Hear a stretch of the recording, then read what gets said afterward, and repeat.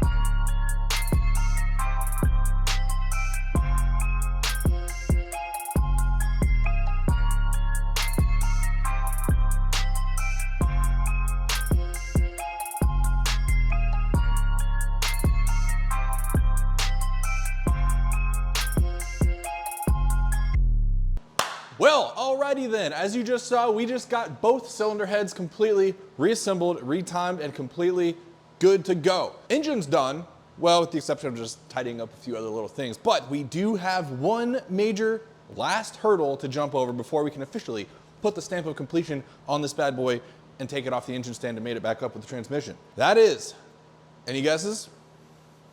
Longtime viewers, I think you know where I'm going with this. That's the 720-degree check. What in the world does that mean? Well, this is a 4-stroke engine, which means every cylinder must go through the intake, compression, combustion, exhaust cycles, 4 strokes, which requires 2 revolutions of the engine in order to do that. Then 2 more after that every 5 minutes. So in order to put all 6 cylinders through all 4 strokes of the engine, actuate every bit of the valve train to make sure that we don't have pistons meeting valves, we then need to turn the crank 720 degrees or 2 full rotations. So, it's always a little stressful, making sure we did the job right, but let's do it. Let's do it. Let's do it. We're gonna unlock the crank for the first time. Let's see if she turns freely 720 degrees. Here we go. I do have the spark plugs in, so if it seems like I'm straining to turn, it's because I'm fighting compression.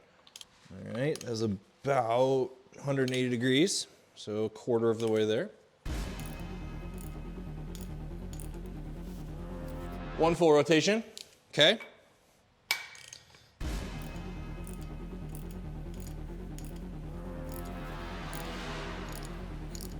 Boom! Eric, I'm happy to say your engine is reassembled, retimed, and freaking ready to go.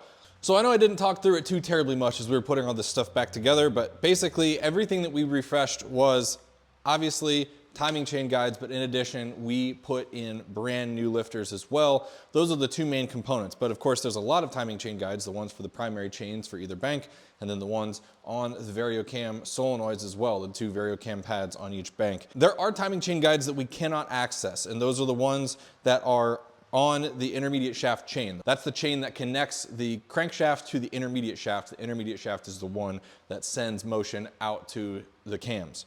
In order to replace those timing chain guides, we would need to take the engine down entirely and split the cases. There is no possible way to replace those without doing that. So Eric will very possibly still see little bits of dark brown timing chain guide material in his oil filter from time to time, and that's where that would be coming from. But the good news is that one does not break down in the same catastrophic way as what those VarioCam solenoid pads do. So you can run one of those for a very, very long time, and then once you're ready to just completely do a lower end rebuild on one of these, that's when you can go ahead and replace those timing chain guides. Alrighty, with both cylinder heads reassembled and all good to go, it is now time to start putting stuff back on the front of this engine.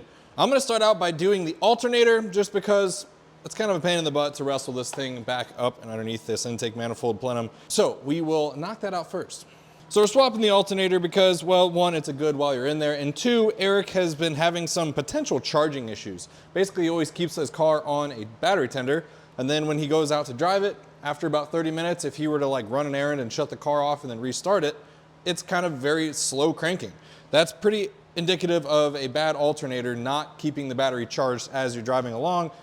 Unfortunately, it probably means that his battery is bad as well, because that tends to, once you deep cycle your battery enough times, then the battery just won't hold enough charge. So Eric, unfortunately, you're probably gonna need to get a new battery as well.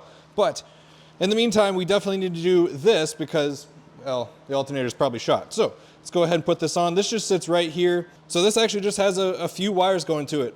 These two main ones go to the primary post in the back here, and then there's just a wire that monitors exactly how much voltage is coming out of this thing for the DME. So I'm gonna go ahead and get this installed, then we can move on to the next thing on the front of the engine.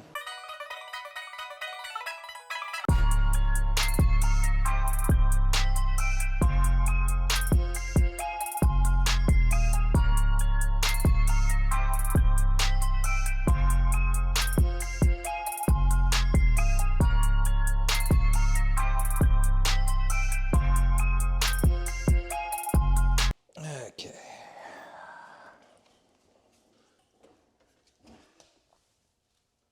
Dang it, not centered.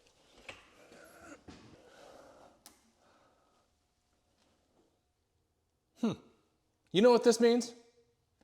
We're staged. We're staged, people. Transmission and engine are officially remated, torqued, completely put back together as a powertrain unit.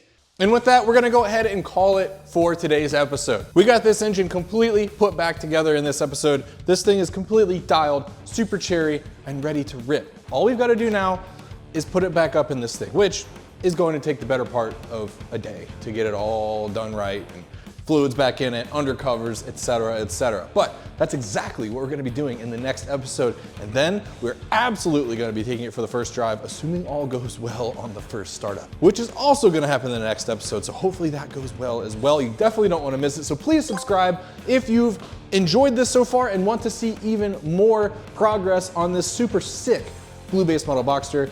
I really think Eric is gonna love this thing because I don't wanna speak too soon, but it's gonna absolutely run like a dream. And now that all these things are refreshed to this engine, it's going to run like an absolute dream for so many years to come.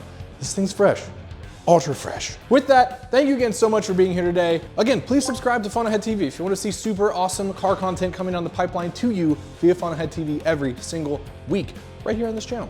And also please hit that like button if you enjoyed this video. Thank you again so much for being here today. I appreciate each and every one of you. Yes, you, I'm looking right at you, and I'll see you all in the next episode where we get this thing ripping and a tearing. Rippin', tearing. The rippin'